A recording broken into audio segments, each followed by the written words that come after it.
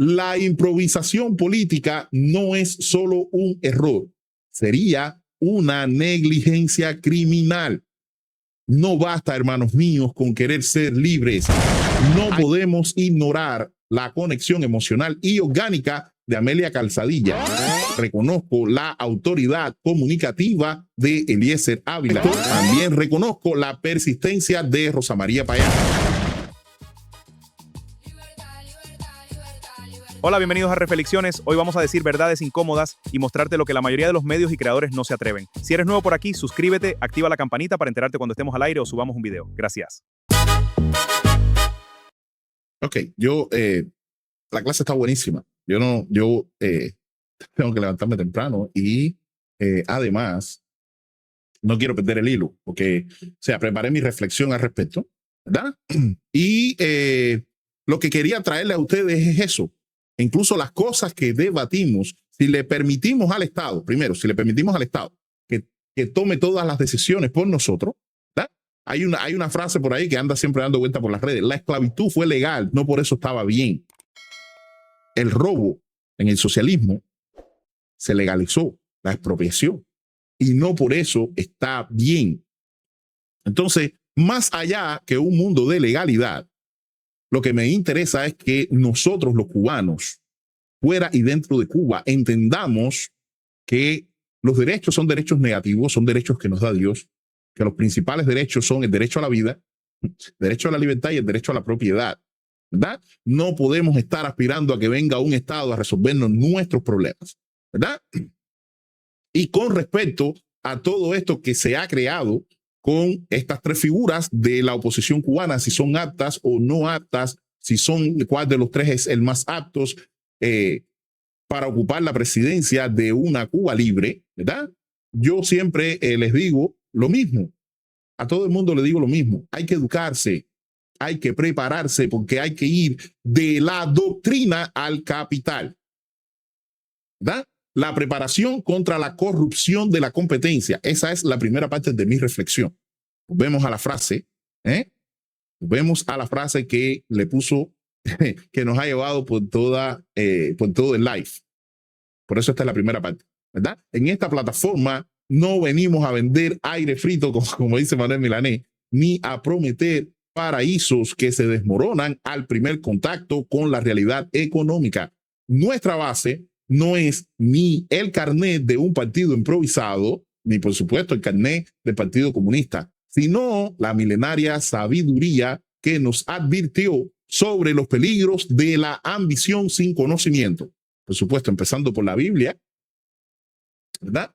Como te decía ahorita, como la frase de Platón, el primer acto de corrupción es aceptar un cargo para el cual no se está preparado, ya que la incompetencia en posiciones de poder puede ser tan dañina como el soborno o el fraude. Ahora, vamos a llevarlo al contexto cubano, donde el Estado ha monopolizado hasta el pensamiento para convertirlo en doctrina. La improvisación política no es solo un error, sería una negligencia criminal. No basta, hermanos míos, con querer ser libres. Hay que saber qué hacer con esa libertad una vez que el parásito estatal deje de succionar la energía de la nación. Yo, personalmente, soy fiel aprendiz y defensor de la Escuela Austriaca de Economía. Sí, de esa que estábamos viendo ahora mismo al profesor Bastos. De esa misma que estábamos viendo ahora al profesor Bastos. Yo soy defensor, ¿verdad? ¿Y por qué lo hago? Porque es el único cuerpo teórico que ha demostrado con la frialdad de la lógica y el calor de la verdad histórica porque el socialismo es un error intelectual y un suicidio civilizatorio. Yo hablo desde la convicción de que la verdadera soberanía no reside en una bandera izada sobre un pueblo hambriento, sino en el individuo que posee la propiedad de su cuerpo, de su trabajo y de su destino, pese a quien gobiernen. Entonces, dicho esto, entrando ya en el segundo punto sería lo que hay un término que vi, que no sé si sería más correcto usarlo, pero es algo así como la oposición de cristal y el rescate de la esperanza. Es justo reconocer el valor y la chispa que han encendido estas tres figuras que hoy son tendencia dentro de la resistencia actual y el activismo contra la tiranía cubana. No podemos ignorar la conexión emocional y orgánica de Amelia Calzadilla, cuyo grito por el gas que no aparece, la leche de sus hijos y la luz de sus noches rompió el muro del miedo más que 1000 tratados académicos. Amalia es la reencarnación de la madre cubana que se niega a que sus hijos sean sacrificados en el altar de una hoja de ruta hasta el 2050, diseñada por mafiosos, como hemos estado hablando en los últimos días, cada vez que dicen y prometen que van a quitar los apagones en el año 2050, ¿verdad? En esta plataforma, o yo personalmente, también reconozco la autoridad comunicativa de Eliezer Ávila, quien ha tenido la perspicacia de pivotar hacia un mundo empresarial, entendiendo que el político que no sabe producir riqueza solo sabe repartir miseria. Y por supuesto, también reconozco la persistencia de Rosa María Payá, cuya labor de lobby internacional ha mantenido los crímenes del régimen en la agenda de un mundo que a veces prefiere mirar hacia el otro lado para no arruinar su verano en Varadero. Sin embargo, el sentimiento, por muy noble que sea, es como un fósforo en un huracán si no se tiene una estructura de pensamiento detrás. La historia oficial, la que nos contaron en la escuela, es una película de terror editada por el GEDO y la Seguridad del Estado para que el cubano se sienta un misionero esclavo, agradecido de sus cadenas. El peligro que yo percibo en todo este movimiento que se está gestando con estos activistas es que en su afán de libertad terminen proponiendo un socialismo luz o un liberalismo ortodoxo que mantenga las mismas jeringuillas infectadas que inyectaron el virus castrista. No necesitamos políticos que busquen el aplauso en YouTube. Necesitamos ciudadanos que busquen la virtud en los libros y el capital en el ahorro. Mi tercer punto es la lógica del capital y la trampa del planificador. El punto está más cerca ya de mi sentimiento y de lo que yo creo que se debe hacer. Entonces, entremos ahora en la disección fría de la realidad. El sistema cubano, mucho más que un modelo fallido, es un sistema parasitario perfeccionado por décadas que ha devorado a su propio huésped, el pueblo cubano. Para reconstruir este cadáver institucional no sirven las vías medias. Estas vías medias casi siempre son socialistas y el socialismo tiene la imposibilidad de cálculo, como demostró Mises. En el socialismo no se puede calcular nada porque no hay propiedad privada. Y sin propiedad no hay precios. Y sin precios estamos a ciegas tratando de decidir si hacemos un puente de acero o de pan. La función empresarial como el Big Bang de la economía cubana. La economía real no se maneja en un Excel, en manos de un burócrata. Es un acto de solución de problemas en su más pura expresión. El empresario es quien descubre información que no existía. Un político cubano que aspire a la presidencia sin entender que su única función debe ser quitarse el medio para que florezca la propiedad privada es un planificador con la llamada fatal arrogancia. El capital es ahorro acumulado. Siguiendo, por ejemplo, al profesor Miguel Ancho Bastos, el progreso requiere capital. Y Cuba ahora mismo tiene un ahorro de menos 100%. Sí, la tiranía ha quemado centrales eléctricas, la industria azucarera y nuestro futuro para mantener sus yates en Cayo Piedra y Cayo Saitía. Intentar arreglar la economía cubana con los actuales partidos improvisando o imitando postulados es como intentar que un motor de tractor soviético funcione con perfume francés y justicia social. Lo que necesita Cuba es capital intensivo y seguridad jurídica extrema. Por eso, abogamos siempre desde esta plataforma por la integración total o integración al sistema de garantía de los Estados Unidos. No es una entrega de la nación, es un hostile takeover de una empresa en quiebra.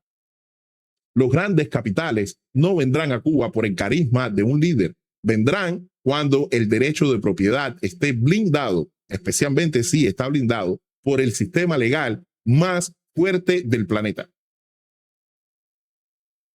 A los tres, ¿verdad? Les quiero hablar del camino a la virtud. La misión más sagrada no es ocupar la silla presidencial, sino descontaminar la pizarra, la mente y el corazón. El sistema educativo cubano es una diabólica operación sobre el alma diseñada para la obediencia. Se ha sustituido la educación, que viene del latín, educere, guiar hacia afuera, por el idiotismo social, un ensimismamiento donde el individuo solo espera órdenes y migaja del Estado niñera. La verdadera libertad económica es la base de la emancipación política. Un pueblo que sabe producir su propio pan no necesita lamer las manos que lo encadenan. Pero esa libertad exige virtud. Como dice Agustín Laje, necesitamos una educación radical. En el caso de Cuba, yo, que hay que incluir también a los jóvenes, diría una reeducación radical que rescate a la familia y a los cuerpos intermedios del monopolio estatal. Debemos enseñar a los niños, jóvenes y adultos que la desigualdad inicial de una idea exitosa es el precio de la prosperidad general y que la justicia social es a menudo solo el nombre que la envidia le pone al robo institucionalizado. Hermanos míos, quiero que esto sea una llamada a los toreros de la libertad, a los activistas, a los opositores y a los ciudadanos.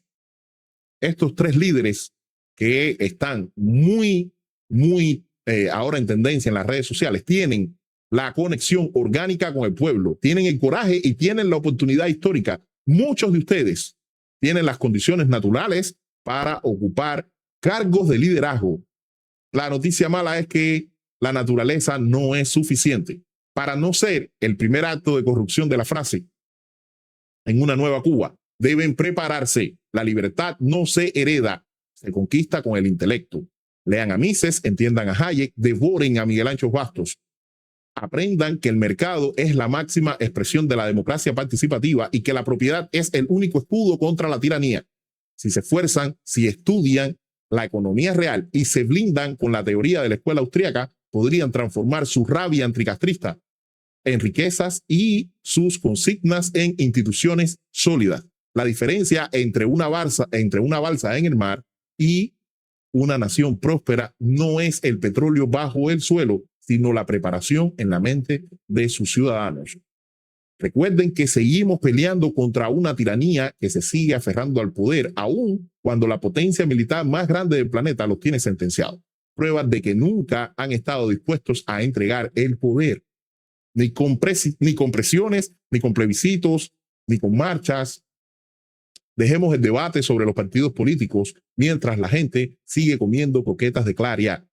La política es contabilidad. La libertad es un acto de coraje intelectual. Prepárense para ser gobernantes que no necesiten gobernar, sino simplemente proteger la libertad de quienes sí saben crear.